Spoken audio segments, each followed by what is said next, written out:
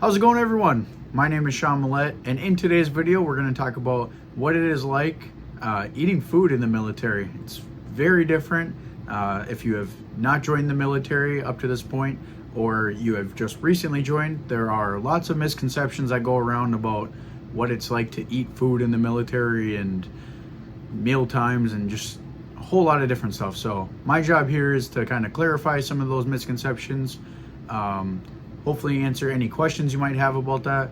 And yeah, let's get into the video. Make sure you leave a like, smash the like button, comment something down below, and also please subscribe. So first off, I'm going to start by talking about the different categories of meals you may receive while you're in the military. The first one is DFAC, and that's kind of like a hot meal cooked for you, and essentially it's kind of like being back at school, like a school lunch type of deal. You get your tray and you get, whatever was made that day, and you kind of get to select what you want and what you don't want out of those options. So that is all right there. Typically the times that you'll have DFAC food, in the National Guard side, at least for myself, we have to get meal cards. So we don't get DFAC food every single drill, but sometimes we do if we get a meal card, and that permits us to go eat those meals at the dining facility. Otherwise, when you're at training, you eat DFAC meals most of the time. I'd say about probably like 70 to 80%. And the only time you wouldn't be is when you are out at a FTX doing some field exercise. That's pretty much about the only time that you wouldn't have food at the DFAC, at least in the Army.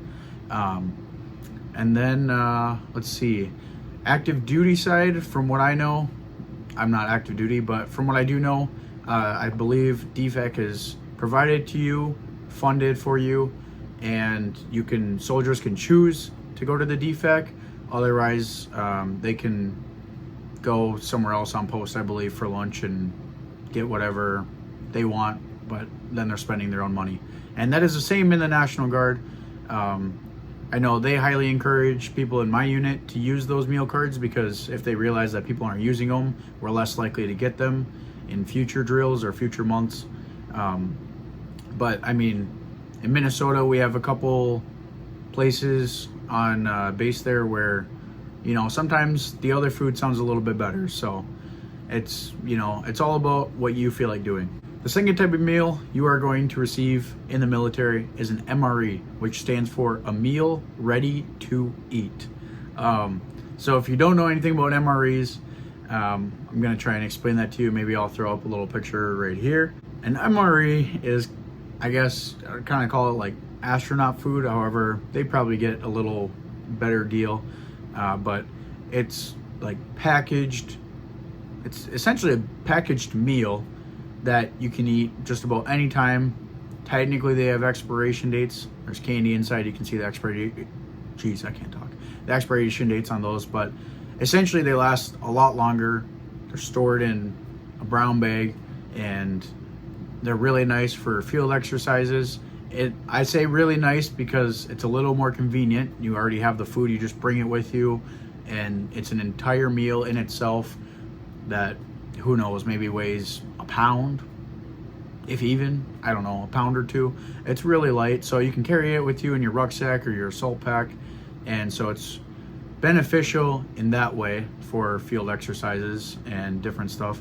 But usually it's not the best quality of food by any means as compared to the DFAC, like I recently talked about. Usually MREs consist of a variety of things such as applesauce, protein bars, drink mixes, like things that would kind of replenish your electrolytes, different stuff, so many things, snack mixes, and then you get some sort of main course, main meal, and that technically is kind of like cold. Usually, like, you can eat it as is, which is actually what a lot of people do, but your MRE does come with a heater, so you can actually heat up your main meal and make it nice and warm if you so please. MREs, once in a while, if you're lucky, have candy in them, but don't get your hopes up because it's not all that common. You will once in a while, and especially when you're at training, it's really nice to have a candy bar, you know, some M&Ms or Skittles, whatever they put in them, once in a while when morale might be a little bit low. And then the third type is, I think it's just called field chow, I believe. Yeah, field chow, something like that. And essentially that's kind of a more on the go. Typically that food is brought from, it's like the food is made at the DFAC and then it is brought out to you. So also during FTXs, when you're out in the field or you have a really long day at the range, this food, people in your unit can go and get this food and then bring it back, and you can kind of mass feed the unit. Usually this, I would say, is kind of middle of the line. It's definitely better than an MRE, but it's not quite as good as being at the DFAC because you just don't have the luxury of choice. They kind of choose for you. So before, when you're at the DFAC, you'd say, oh, I'd rather have this than that. But from my experience, you don't really have a whole lot of options. It's like, oh, you get this to drink and you get this as your main meal. That's essentially the best way I could describe it. Yeah, and then they make everything super accessible for you. So plastic, easily recyclable, and garbage disposing stuff, so that way you don't have a bunch of dirty plates and utensils. So essentially by the end of it, styrofoam cups, even paper plates, all that stuff. So essentially by the end of it, it's all just trash. You can just throw everything away in a trash, and you know, so it's a little more like, I don't even know how you would say that. It's not too much of a cleanup for the most part, I guess.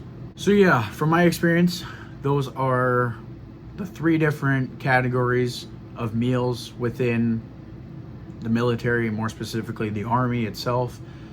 Now, I just want to come on here. I know there's misconceptions, different stuff. People get told one thing and actually witness another. When you are at training, you do not have time to take your sweet time to eat meals. I know a lot of people love to take their time, enjoy the food that they have. That's honestly one of the few things that have truly stuck with me since I have been through basic training and job training, is I still eat fast. I was always a naturally quick eater, but since then, I mean, I just inhale food, and I don't know what it is, but haven't gone back to eating any slower. But yeah, essentially you get 3 meals. I can't speak right now. You get 3 meals a day that the military has to provide for you. Like, they have to provide those meals because you are under their responsibility. Now, it doesn't matter really too much when they give you those meals. I mean, usually people are pretty considerate of others and give you breakfast, lunch, and dinner at about proper times. Sometimes that might vary though from the times that you are used to eating, so a little bit change in schedule and you'll have to adjust to that. They are required to give you 3 meals a day, regardless of how they do it, whether it's any one of the 3 options. You're gonna get 3 meals. However, when you are at training, you don't have a lot of time to eat. That's just the way it is. That's part of being at training. So if you don't want to go to bed hungry, or you know, if you don't want to be starving by the time your next meal hits, which you probably will anyways, make sure you eat as much as you can, as many calorie dense foods as you can. Make sure you're staying hydrated. But yeah, I mean, that's my best advice. Eat as much as you can, as fast as you can, without going overboard, you know. But yeah, that's honestly my best advice, because in situations like that, it's very important to have lots of calories, and you're only getting 3 meals a day. You don't got snack time or something like that at other parts of your day. So make sure you're eating, because if you don't and you're at training, it's gonna suck. You're gonna be hungry. From my experience, since being in my unit for the last couple of years, we always seem to get pretty adequate time to eat. I know sometimes when we're out in the field, or we have a really busy training day, even when we're not in the field, we don't quite get as much time to eat. But for the most part, I have no complaints about the amount of time that we get to eat. Very reasonable, sometimes even maybe a little excessive, but whatever. I guess I'm not complaining here. So that's kind of a luxury you do get once you get out of training, is you have a little more time to eat your meals, have some time to yourself, kind of just debrief, take a breather and then either go back, or maybe you're already done for the day at that point. So really good transitional periods throughout the day, and who doesn't love food? I think regardless of which branch of the military you're in, or even what component you are in, it's really important to make sure that you're eating somewhat healthy, having a healthy diet.